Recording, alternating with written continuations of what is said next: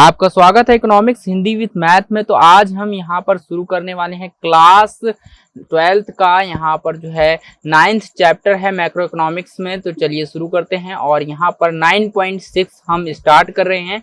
हमने पिछली वीडियो में देखा था यहाँ पर कौन सा ये वाला जो है 9.5 अतिरेक मांग और न्यून मांग के को नियंत्रित करने के क्या क्या उपाय थे, कैसे नियंत्रित कर सकते हैं अतिरेक मांग और न्यून मांग को। अब यहाँ पर जो है अतिरेक मांग को सुधारने के लिए क्या क्या उपाय हैं। पहले तो हम नियंत्रित कर सकते थे, 2-3 कारक पढ़े थे जिसके माध्यम से जो है हम नियंत्रित कर सकते थे। लेकिन यहाँ पर इसमें हम जो है 9.6 में हम पढ़ेंगे अतिरेक मांग को सुधारने के उपाय। यानी अतिरेक अगर मांग हो जाती है तो उसको किस प्रकार से सुधारा जा सकता है। ठीक है, अतिरेक मांग को किस प्रकार से सुधारा जा सकता है। तो अतिरेक मांग को सुधारने के लिए उपाय हैं जो कौन कौन से हैं। यहाँ पर measures to correct excess demand. तो क्या क्या है, तो चलिए देखते हैं। यानी अतिरेक मांग को ठीक करने के उपाय जो हैं ये रहे। सबसे पहला आता है राजकोषीय नीति, उसके बाद केंद्रीय सरकार की नीति होती है ये राजकोषीय नीति। उसके बाद आता है मौद्रिक नीतियां होती हैं। तो यहाँ पर 2 प्रकार से जो है अतिरेक मांग को नियंत्रित किया जा सकता है, मतलब सुधारा जा सकता है, ठीक किया जा सकता है। अगर अतिरेक मांग है यानी किसी वस्तु की मांग जो है बढ़ जाती है, लोग ज्यादा से ज्यादा मात्रा में उसको खरीदते हैं, तो आप 2 तरीके से इसको ठीक कर सकते हैं। यानी इसके उपाय हैं क्या है। सबसे पहली है यहाँ पर जो है सरकार राजकोषीय नीति है और दूसरी है मौद्रिक नीति है। राजकोषीय नीति में आप यहाँ पर देख सकते हैं, राजकोषीय नीति जो है इसके अंतर्गत जो है आता है आपका यहाँ पर सरकारी खर्च में कमी करना होता है, रोजगार में वृद्धि करना होता है। और मौद्रिक नीति के अंतर्गत आता है मात्रात्मक उपकरण और गुणात्मक उपकरण। तो चलिए आप चिंता मत कीजिए, एक एक टॉपिक के बारे में इसमें हम विस्तार से पढ़ेंगे, तो आपको यहाँ पर चिंता नहीं करनी है। तो सबसे अच्छा यहाँ पर चलिए देखते हैं हम सबसे पहले सरकारी खर्च में कमी। तो देखिए आप सोच कर देखिए कि एक जो है अतिरेक मांग हो गई है, यानी किसी वस्तु की मांग जो है बढ़ गई है, तो आपको क्या करना है, सरकारी खर्च में कमी। अब सरकार क्या कर रही है, खर्च कर रही है ज्यादा। मान लीजिए आपको जो भी वो फ्री सेवाएं देती हैं सरकार, जो है जो भी मुफ्त में जो सेवा देती है वो ज्यादा दे रही थी, पैसा उस पर ज्यादा खर्च कर रही थी। तो अब वहां पर जो है लोग क्या कर देंगे, फ्री के चक्कर में बहुत सारी सेवाएं यानी अतिरेक मांग कर रहे हैं कि मुझे और चाहिए, इस तरह से अतिरेक मांग कर रहे हैं। तो यहाँ पर क्या होगा कि सरकार क्या करेगी, सरकार यहाँ पर खर्च में जो है कमी कर देगी। जो भी सरकार खर्च कर रही है ज्यादा उसमें कमी कर लेगी, मतलब वो क्या करेगी, कमी कर देगी। तो यहाँ पर क्या होगा, जब सरकार कमी करेगी तो यहाँ पर जो है फ्री में सेवाएं कम मिलेंगी, और सेवाएं कम मिलेंगी तो यहाँ पर मांग अपने आप जो है अतिरेक मांग का स्तर जो है कम होने लगेगा, अतिरेक मांग ठीक हो जाएगी। ठीक है, ये तरीका है। दूसरा है करों में वृद्धि करके। करों में क्या करेगी, वो वृद्धि करेगी, कर को बढ़ा देगी। कि सरकार जो है यानी फ्री में दे रही थी, बहुत सारी चीजें दे रही थी, कम कर पर दे रही थी, टैक्स पर दे रही थी, मतलब अब क्या करेगी, वो कर में वृद्धि कर देगी, यानी करों को बढ़ा देगी, चीजें महंगी हो जाएंगी। और जब महंगी हो जाती है कोई चीज तो यहाँ पर लोग उसे जल्दी से नहीं खरीदते हैं। ठीक है, तो लोग सस्ता होने का इंतजार करते हैं कि वस्तु जब सस्ती होंगी तब खरीदेंगे। ठीक है, तो यहाँ पर ये चीज है, अगर वस्तुएं महंगी हो जाए, कर लगा दिया सरकार ने, कर में वृद्धि कर दी, तो वस्तुएं महंगी हो जाएंगी और सरकार जो लोग जो है उसे नहीं खरीदेंगे, और नहीं खरीदेंगे तो अपने आप जो है अतिरेक मांग जो है कम हो जाएगी। उसके बाद आता है मौद्रिक नीति। मौद्रिक नीति के अंतर्गत 2 चीजें आती हैं, पहला आता है मात्रात्मक उपकरण, दूसरा आता है गुणात्मक उपकरण। मात्रात्मक उपकरण के अंदर यहाँ पर बैंक दर में वृद्धि, तो क्या होगी, बैंक दर में वृद्धि कर दी जाएगी। ठीक है, बैंक दर में अगर वृद्धि कर दी तो यहाँ पर अतिरेक मांग जो है, यहाँ अतिरेक मांग कम हो जाएगी। जैसे कि आप देखिए बैंक दर में वृद्धि का मतलब क्या है, जैसे कोई व्यक्ति है और बैंक में जाता है, और बैंक में जाने के बाद वो लोन लेना चाहता है, बैंक से पैसा उधार लेना चाहता है, और बैंक ने क्या कर दिया, बैंक ने अपनी ब्याज की दर को बढ़ा दिया।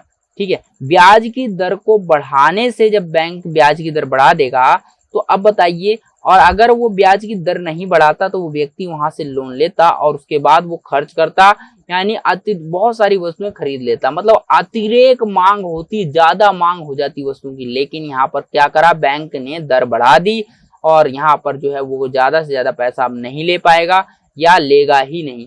तो अगर पैसा ही नहीं होगा तो वो खरीद ही नहीं पाएगा। इस तरह से मांग क्या होगी, कम हो जाएगी। ये मात्रात्मक उपाय हैं, ठीक है। उसके बाद आता है रेपो रेट में वृद्धि कर दी जाएगी। रेपो की जो रेट होती है उसमें वृद्धि करके जो है इसके कम कर सकते हैं। रेपो रेट में वृद्धि का मतलब है, अब देखिए रेपो रेट दर क्या होती क्या है। रेपो रेट दर वह दर होती है जिस पर केंद्रीय बैंक व्यापारिक बैंकों को उनकी अल्पकालीन आवश्यकताओं को पूरा करने के लिए ऋण देता है, ठीक है। यहाँ पर केंद्रीय बैंक जो होता है यहाँ पर व्यापारिक बैंकों को ऋण देता है। रेपो दर यानी क्या है, जैसे कि आपने देखा होगा कोई भी व्यक्ति जाता है जिसको लोन चाहिए तो वो बैंक में जाता है सीधा, उसके बाद वो बैंक से लोन ले लेता है। उसके पास अगर कोई ऐसी चीज है रखने के लिए जिसके आधार पर वो लोन ले सकता है तो वहां से उसके आधार पर वो लोन ले लेता है।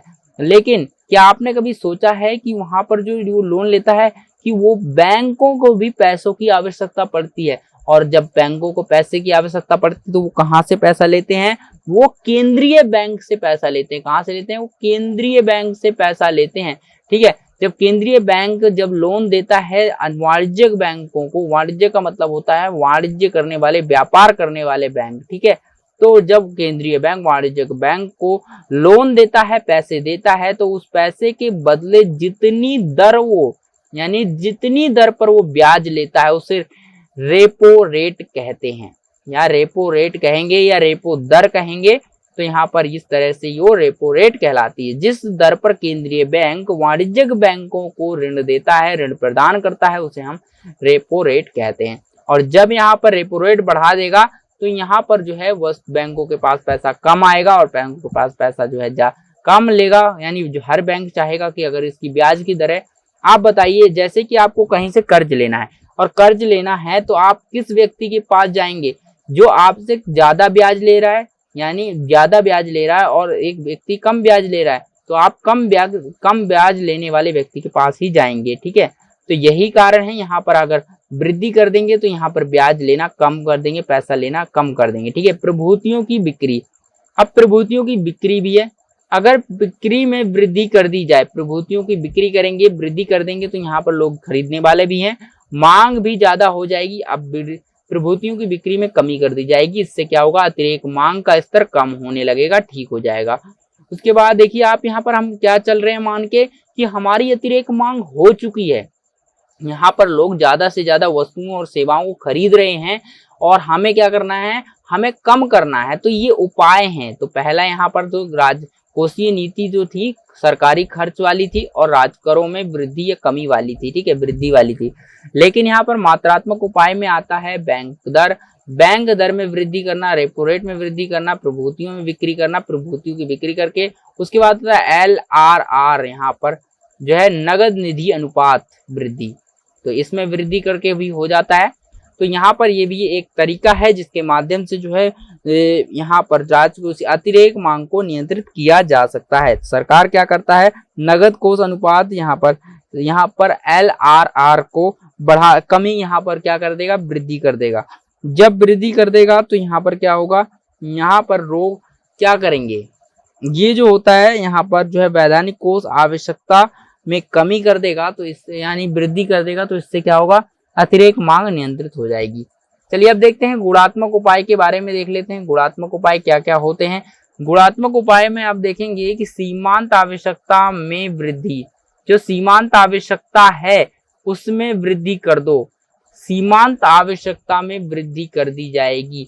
तो यहाँ पर क्या है, अतिरेक मांग कम हो जाएगी, ठीक है। अतिरेक मांग जो बढ़ रही है उसको कम किया जा सकता है, सीमांत आवश्यकता। जैसे इसमें क्या होगा, इसका मतलब क्या होता है, सबसे पहले इसका मतलब देखते हैं। सीमांत जो है आवश्यकता का अभिप्राय क्या होता है, सीमांत आवश्यकता का अभिप्राय यानी प्रभूतियों के बाजार मूल्य और उधार दी गई राशि के मूल्य के बीच अंतर होता है, ठीक है। तो यहाँ पर क्या होता है, यहाँ पर का मतलब होता है सीमांत, यानी सीमांत आवश्यकता में वृद्धि। इसका मतलब ये है कि आपने जो प्रभूति दी है, प्रभूति का मतलब होता है एक ऐसी चीज रखी है उधार, जिसके आधार पर आपको उधार मिला है। तो आपकी चीज अगर मान लीजिए 10 लाख की है, ठीक है, आपकी चीज 10 लाख की है और आपको जो है 8 लाख का उस पर लोन मिल गया है, ठीक है। तो यहाँ पर आप देखेंगे 2 लाख का अंतर होगा। आपको कभी भी बैंक अगर 10 लाख की चीज रखते हैं तो 10 लाख का लोन नहीं देगा या 11 लाख का लोन कभी भी नहीं देगा। वो हमेशा जितनी चीज आपने रखी है उसकी कीमत से कम कीमत पर ही देगा। तो यहाँ पर अगर वो अंतर ज्यादा कर देता है यानी सीमांत आवश्यकता में वृद्धि कर देता है कि उसको सीमांत आवश्यकता है यानी उसको एक आवश्यकता है, एक प्रूफ रखना पड़ेगा, तो इस तरह से अगर वो वृद्धि कर देगा तो आपको क्या करना पड़ेगा, आप जो है क्या करेंगे, आप जो है यहाँ पर अगर 10 लाख की चीज रखते हैं मतलब रखते हैं उसके पास, तो आपको वो केवल मान लीजिए 4 लाख ही रुपए देगा। तो इस तरह से वृद्धि करने से क्या होगा, अगर आपको पैसा कम मिल रहा होगा तो अगर पैसा कम मिलेगा तो आप क्या कर पाएंगे, आप उपयोग ज्यादा मतलब मांग ज्यादा नहीं हो पाएगी। और इस तरह से ये तरीका है जिससे आप यहाँ पर उपाय है ये जिसके माध्यम से अतिरिक्त मांग को नियंत्रित किया जा सकता है। अब कह रहा है ऋण ना देने के लिए परामर्श, ऋण ना देने के लिए परामर्श। तो यहाँ पर एक परामर्श भी दिया जाता है, अगर ऋण ना देने के लिए अगर किसी को ऋण ना दिया जाए तो वो ज्यादा उसके पास पैसा कम रहेगा और कम रहेगा तो खरीद नहीं पाएगा और ज्यादा वस्तु नहीं खरीदेगा तो अतिरिक्त मांग कम होगी।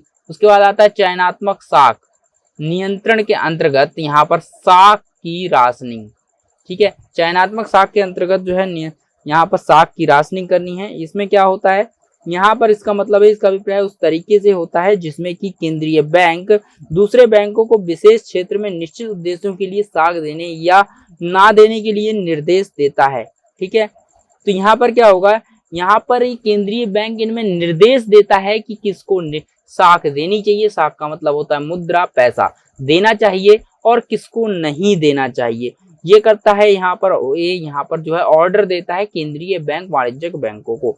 ठीक है, तो आई होप यहाँ पर ये सारी चीजें आपको समझ आ गई होंगी। ये जो है यहाँ का अतिरिक्त मांग कैसे कैसे ठीक किया जा सकता है, 2 तरीके से ठीक किया जा सकता है, राजकोषीय और मौद्रिक नीतियों के माध्यम से। राजकोषीय नीतियां 2 तरह की होती हैं, सरकारी खर्च में कमी करना, करों में वृद्धि करना, और जो है मौद्रिक नीतियां 2 तरह की होती हैं फिर से, मात्रात्मक उपकरण और गुणात्मक उपकरण, जिसमें केंद्रीय बैंक दर मात्रात्मक में है, बैंक दर में वृद्धि, रेपो रेट में वृद्धि करना, प्रभुति में बिक्री करना, LRR में वृद्धि कर देना। उसके बाद सीमांत आवश्यकता में वृद्धि और उसके बाद आता है ऋण ना देने के लिए परामर्श देना, चयनात्मक जो है साख नियंत्रण के अंतर्गत साख की राशनिंग। तो ये सारी चीजें आती हैं जो कि एक अतिरेक मांग को नियंत्रित कर सकती हैं। तो आगे का टॉपिक जो है अगली वीडियो में करेंगे। तो चलिए फिर मिलते हैं एक नए वीडियो में एक नए टॉपिक के साथ।